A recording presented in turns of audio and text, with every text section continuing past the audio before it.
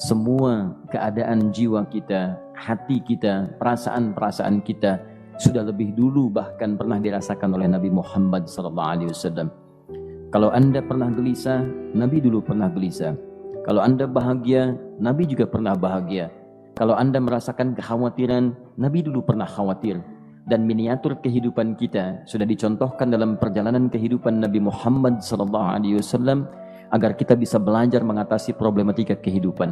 Allahu Akbar, kalau beliau tidak diutus oleh Allah, kita tidak tahu bagaimana cara menyelesaikan pemetaan kehidupan kita hingga dengan saat ini. Bahkan satu ketika pernah beliau kemudian dalam masa yang telah panjang berdakwah, qadarullah kemudian ada wahyu yang jeda datangnya tidak seperti biasanya. Biasanya datangnya cepat, berganti hari turun wahyu, ganti pekan turun wahyu. Ini beberapa masa wahyu belum turun. Ada hikmah di balik itu. Teman-teman sekalian, tiba-tiba beliau naik ke atas bukit, wahyu belum turun juga. Pulang ke rumah, belum turun juga. Sampai keadaan itu terlihat oleh kalangan kafir Quraisy dan mereka berkata, lihatlah Muhammad sudah gila. Dituduh gila. Jadi kalau Anda cuma dituduh dengan hal-hal yang ringan, dituduh soleh, kan? Dituduh kemudian orang yang berubah, dituduh semakin beriman dan sebagainya, barangkali itu lebih baik. Nabi dituduh gila, Anda bayangkan. Tuh Muhammad sudah gila. Muhammad sudah ditinggalkan oleh Tuhannya. Muhammad sudah kehilangan pegangannya. Muhammad sudah tidak punya orientasi. Orangnya sudah nggak jelas, bolak-balik tidak karuan. Naik ke atas bukit seakan-akan orang yang frustasi dan seterusnya. Tapi tahukah Anda apa yang terjadi? Setelah berbagai cacian, makian, tuduhan macam-macam diterima oleh Nabi SAW, lantas tibalah masanya Allah menurunkan satu surah, bahkan disandingkan dengan surah yang lainnya. Bersandinglah dua surah ini secara bersamaan turun, surah ke-93 dan surah ke-94-nya, terkait berkelindan memberikan satu harapan yang sangat panjang. Kata Allah, wadduha wal-laili idza saja ma wadda'aka rabbuka wa ma qala walal akhiratu khairul laka minal ula walasawfa yu'tika rabbuka fatarda alam yajidka yatiman fa'awa wa wajadaka dhallan fahada wa wajadaka 'ailan fa'aghna fa ammal yatima fala taqhar wa ammas sa'ila fala tanhar wa amma bi ni'mati rabbika fahaddits. Ya Muhammad, saya bersumpah dengan waktu duha. Kalau kita baca dengan ilmu balaghahnya, itu bukan sekedar sumpah mengilustrasikan waktu duha. Karena di ilmu balaghah itu nanti ada 3 turunan ilmu. Ada disebut ilmu ma'ani, ilmu mencari kata-kata sehingga ungkapannya sesuai untuk disampaikan. Mana kata-kata yang tepat untuk disampaikan dalam konteks yang ingin dibicarakan. Itu ma'ani namanya. Kemudian setelahnya ada ilmu bayan, bagaimana mengemas kosakata yang bagus ini sehingga bisa disampaikan dengan jelas, orang tidak bingung menerimanya, paham maksudnya. Kemudian setelah itu kadang-kadang jelas kalimatnya, tapi kedengarannya tidak indah. Woi, rapatkan, woi, apa belum paham juga? Rapatkan saf. Memang jelas, tapi nggak ngenakin. Maka bagaimana caranya disampaikan dengan jelas, tapi hati kita terasa nyaman, memuji. Terasanya nyaman diserahkan kepada Allah, tapi ada kebahagiaan, disampaikan tidak terasa tergurui, diperintahkan serasanya diberikan jalan untuk mendapatkan kebaikan. Maka yang ketiga disebut dengan ilmu badi' namanya. Ilmu menghiasi kalimat yang disampaikan sehingga terasa dengan nikmat. Turunannya nanti ada majaz namanya. Mengambil sebuah kalimatnya untuk diposisikan pada kalimat yang nyaman disebut dengan kinayah turunannya. Maka teman-teman kata Allah, wadduha. Diterjemahkan demi waktu duha, bukan sekedar waktu duha, karena duha itu ada cahaya yang indah, dirasakannya enak. Antum keluar waktu duha kan enak tuh, berjemur, kata orang Sunda moyan gitu kan, datang, bahkan sampai dianalisis ada vitamin D-nya bisa terasakan, ya. Kemudian setelah itu ada kenikmatan, enak suasananya, seakan-akan dunia milik sendiri, yang lain numpang. Wah, nyaman keluar itu. Baik, jadi wadduha itu ingin bersumpah mengilustrasikan waktu kenyamanan yang pernah dilalui. Kalau dalam bahasa tafsir yang luasnya, saya bersumpah Muhammad, demi segala kenikmatan yang pernah engkau rasakan dalam hidupmu, seperti engkau merasakan cahaya duha itu. Engkau pernah senang, saya bersumpah dengan kesenanganmu. Engkau pernah tenang, saya bersumpah dengan ketenanganmu. Engkau pernah nyaman, saya bersumpah dengan kenyamanan yang pernah engkau rasakan. Wal laili idza saja.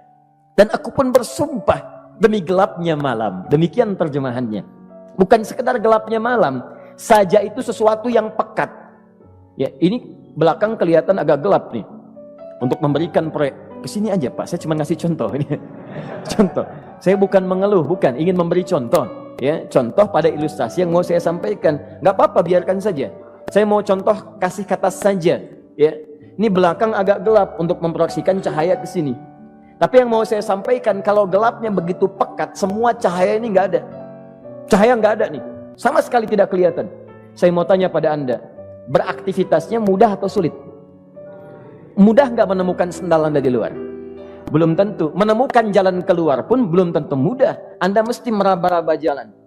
Anda mesti kemudian melihat sesuatu dengan pandangan mata hati Anda. Raba, dan sebagainya. Sampai menemukan jalan itu pun belum tentu benar. Itulah yang disebut dengan gelapnya malam saja pekat. Kadang-kadang ada orang yang menghadapi satu kesulitan yang pekat, suasananya siang, cuman karena masalahnya begitu pekat seakan-akan membuat diri dia gelap. Jalan susah, limbung gitu. Kenapa gelap ya? Padahal terang. Karena masalah menggelimuti dirinya seakan-akan dia diselimuti masalah yang gelap. Bimbang dia, makan gak enak, minum gak nyaman, dan seterusnya. Ya, biasanya makan ayam tenang, ini dikasih yang lebih enak juga rasanya pahit, gak enak zamannya. Maka kalau kita ilustrasikan dalam suasana tadi Muhammad, saya bersumpah, engkau pernah hidup nyaman, ataupun engkau mengalami masalah yang sangat pekat dalam kehidupan. Engkau alami sesuatu yang dahsyat, sampai engkau bingung, bimbang, pekat, mereka menuduhmu dengan macam-macam. Ma wadda'aka rabbuka wa ma qala. Saya pastikan kepadamu, dalam keadaan nyamanmu seperti dulu, ataupun engkau bimbang seperti sekarang, Tuhanmu tidak akan pernah meninggalkanmu ataupun menuduhmu gila. Orang-orang yang dekat dengan Allah Subhanahu wa ta'ala, maka Allah akan menjaganya, baik dalam keadaan yang tenang dan nyaman, ataupun dalam kesulitan yang luar biasa. Walal akhiratu khairul laka minal ula. Nanti saya akan tunjukkan kepadamu, jika kamu telah tabah dan sabar menerima cacian mereka, menerima tuduhan mereka, nggak apa-apa, ini kan muqaddimah. Masa kamu masih panjang. Kamu masih panjang dalam berdakwah, kehidupan kamu masih panjang membawa tugas dan misi. Kalau kamu belum bersabar pada yang sekarang, bagaimana dengan yang di masa depan? Tapi saya pastikan kepadamu, jangankan yang seperti ini, masalah pekat yang paling hebat pun kamu akan hadapi, yang membuat kamu sedemikian sulit lebih daripada ini, yakinkan pada jiwamu, aku tidak akan pernah meninggalkanmu. Ini prinsip dalam kehidupan kita. Jika Anda menggantungkan hidup kepada Allah, Anda bersandar dengan baik kepada Allah, maka ayat ini akan mengatakan, teman-teman sekalian, Allah tidak akan pernah meninggalkan Anda dalam setiap kehidupan Anda. Nanti, sekarang perjuangan. Kata Allah, walal akhiratu khairul laka minal ula. Nanti saat kamu tiba di akhirat, saya akan tunjukkan kepadamu ada yang lebih hebat yang tidak pernah engkau rasakan sebelumnya saat di bumi. Tidak akan ada lagi kesulitan yang kamu hadapi. Tidak akan ada lagi cacian yang kamu kemudian hadapi. Tidak ada lagi kemudian tuduhan yang kemudian kamu rasakan. Aku akan berikan apapun yang kamu inginkan sampai kamu puas. Wala sawfa yu'tika rabbuka fatarda. Nanti kamu pengen apapun, aku berikan. Kalau saufa masih ada jeda, ya. Kalau bahasanya wa yu'tika mungkin seketika. Tapi ketika mengatakan saufa, artinya bukan saat ini Muhammad. Sekarang pun aku berikan, tapi nanti yang di akhirat aku berikan sampai kamu merasa puas. Ayo minta apa saja. Hadir, hadir, hadir, hadir. Tapi yang paling indah, kalau kamu tidak percaya, alam yajidka yatiman fa'awa. Cobalah ingat, kalau sekarang sedang susah, coba ingat dulu. Bukankah saat kamu yatim, aku yang merawat sampai kamu tidak merasakan kegelisahan itu? Lahir bapak tidak ada, aku cukupkan dengan kakek. Kakek meninggal, aku hadirkan ibu dan paman hadir di sekitaranmu. Ibu meninggal, ada kakek. Kakek meninggal, ada paman. Dan Khadijah hadir di sekitaranmu. Bukankah aku rawat pada saat itu? Wajadaka dhallan fahada. Kamu sedang bingung, sedang susah, bukankah sering aku berikan petunjuk kepadamu? Wajadaka ailan fa'aghna. Kamu merasakan kesulitan, lahir dalam keadaan yatim, tidak ada pendukung, maka aku jadikan kaya. Bukankah saat kamu menikah dengan Khadijah, aku tambahkan lagi pendukung untuk misi dakwahmu? Ini pesan dalam Al-Quran. Kalau Anda sedang merasa susah, kalau ingin menenangkan diri, ingat-ingat yang baik-baik yang dulu. Kalau Anda sedang jatuh dalam bisnis, ingat-ingat saat Anda meningkat dalam bisnis Anda. Allah tidak pernah tinggalkan Anda. Mungkin ini ujian untuk membuat Anda lebih hebat lagi di masa depan. Kalau Anda tidak tahan bantingan yang sekarang, bagaimana Anda bisa mengatasi pelintiran yang akan datang? Karena dalam kehidupan bukan cuma dibanting. Anda mungkin mengalami penyingkiran, penyungkuran, lipatan, guntingan, bantingan, macam-macam. Jikalau satu gaya belum bisa Anda atasi, bagaimana Anda bisa berharap mendapatkan turunan yang lainnya? Selalu ingat bahwa jika hidup Anda ingin tampil gaya, Anda harus merasakan tekanan dalam kehidupan. Karena F selalu berbanding lurus dengan P, hukum Pascalnya. Gaya berbanding lurus dengan tekanan. Orang yang ingin tampil gaya dalam kehidupan, maka dia mesti siap menghadapi tantangan-tantangan hidup yang diatasi.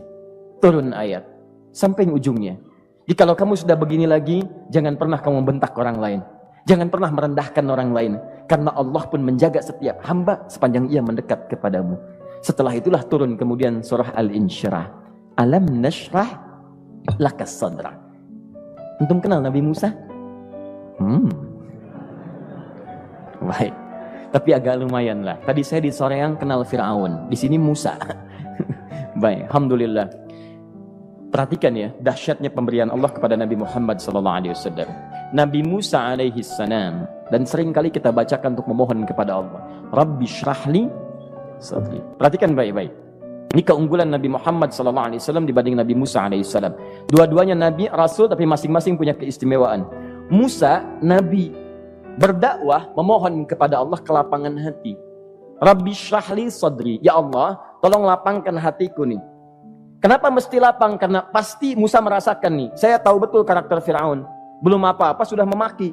Kalau orang yang hatinya tidak lapang, tidak akan tahan dengan makian, keluarlah kemudian balasan yang tidak digambarkan sebelumnya. Fir'aun tuh kasar. Kasarnya bukan sekedar kasar, bahkan saking kasarnya bisa berujung pada eksekusi kematian. Saya contohkan tadi di sore yang ini, saya nggak suka dengan rambutnya nih, kata Fir'aun. Bukan nyuruh-nyukur mas, tolong pisahkan kepala dari badannya. Gitu gayanya tuh Fir'aun. Ya, bukan nggak ngenakin, susah dengan Fir'aun itu. Jadi kalau belum apa-apa datang Musa ke situ, hatinya tidak seluas samudra, hatinya tidak lapang, cuman seluas gelas, tidak akan sabar menerima cacian Fir'aun. Begitu datang dicaci, dasar anak gak tahu diri, gak tahu malu, sudah saya rawat begini. Ya Allah, saya bosan dengarnya, matiin aja sekarang. Musa Nabi berdoa dikabulkan. Cuman kalau Fir'aun kemudian ajalnya misal wafat pada saat itu, tidak akan jadi contoh kepada kita untuk kekinian. Bagaimana orang yang bebal untuk bertobat kepada Allah Subhanahu wa ta'ala. Bagaimana penyimpangan dalam kedudukan.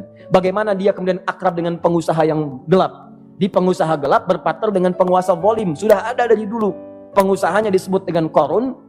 Kemudian mohon maaf, ya, yang pemimpinnya disebut dengan Fir'aun. Tokoh intelektualnya disebut dengan Haman. Makanya cerita ini komplit di Quran. Sudah ada. Di setiap persoalan dalam kehidupan masyarakat disebabkan tiga hal yang berkolaborasi. Kalau bukan penguasa zalim berpartner dengan pengusaha gelap, ditopang oleh intelektual yang sembrono. Itu persoalan. Jadi kalau ada sekarang intelektual menyalahgunakan kepintarannya, dia terlambat, sudah ada Haman dulu. Dan gak usah bersaing, dia bisa bikin piramida, Anda belum tentu bisa membuatnya. Kalah Anda, masih kalah hebat. Ya, jadi kalau dititipkan sesuatu jangan disimpangkan. Yang ingin saya sampaikan, Musa mengatakan Rabbi syrahli sadri. Nabi berangkat berdoa dikabulkan oleh Allah. Nabi Muhammad belum minta turun ayat. Alam nashrah laka sadra. Yang ini minta Rabbi syrahli sadri. Nabi Muhammad alam nashrah laka sadrak. Muhammad mulai dari peristiwa sehingga engkau akan lebih sabar lagi menerima tantangan-tantangan dakwah. Mulai sejak itu jangankan dimaki, dilempar batu di Taif. Dari Mekah pergi ke Taif dengan Zaid kemudian.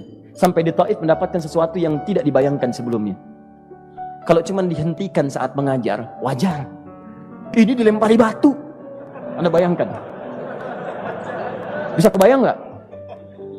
Lempari batu tuh. Dilempar. Zaid jadi tameng, berdarah-darah, kemudian mundur. Mundur, beristirahat di bawah tepian pohon. Begitu beristirahat, datang malaikat penjaga dua gunung. Turun malaikat dengan kesal mengatakan, Ya Rasulullah, mud yadaika ilas sama. Ya Rasulullah, angkat tanganmu ke langit, minta kepada Allah, aku angkat dua bukit di Taif, aku himpit keduanya. Aku himpit penduduk Taif dengan dua bukit itu. Apa jawab Nabi? Karena sudah mendapatkan kelapangan, ketenangan, belajar dari peristiwa-peristiwa tadi, indah jawabannya. Lah, katanya, tolong jangan lakukan. Innahum qaumun la ya'lamun. Mereka belum paham saja. Mereka belum mengerti. Tolong jangan lakukan. Aku bermohon kepada Allah. Boleh jadi nanti di masa depan akan ada hamba-hamba terbaik yang lahir dari bumi Taif ini. Kemudian beliau berkata, Rabbi, ila man takilluni? A'ila qaribin yu'limuni am ila ba'idin yu'dhini fa ana radin ma lam taghdab ilayya. Ya Allah, Kemana lagi engkau akan utus aku untuk berdakwah setelah peristiwa ini? Apakah tempatnya lebih dekat aku jangkau sekarang, tapi di situ aku akan disakiti lagi? Ataukah jaraknya masih jauh, tapi di tempat itu aku akan dizalimi lagi? Aku ridha ya Allah dengan itu semua, asalkan engkau tidak marah kepadaku. Asalkan engkau tidak marah kepadaku. La haula wala quwata illa billahil aliyil azim. Begitu kelapangan itu muncul, ridha dengan ketetapan dan siap, tabah, kuat, hadir dalam jiwanya. Tiba-tiba turun undangan, tunaikan Isra dan Mi'raj. Diangkat statusnya, naik mendekat kepada Allah Subhanahu wa taala. Dihilangkan bebannya, wa wada'na anka wizrak alladzi anqadha dhahrak. Itu hikmah, teman-teman. Barangkali kalau antum saat ini datang ke masjid ini untuk kajian, sedang bawa beban, ada kesulitan, penuh dengan macam-macam, barangkali dibacakan surat Ad-Duha tadi untuk memberikan harapan kepada Anda. Ini bukan PHP, karena ini bukan masalah urusan manusia. Ini adalah janji yang tidak akan pernah diingkari.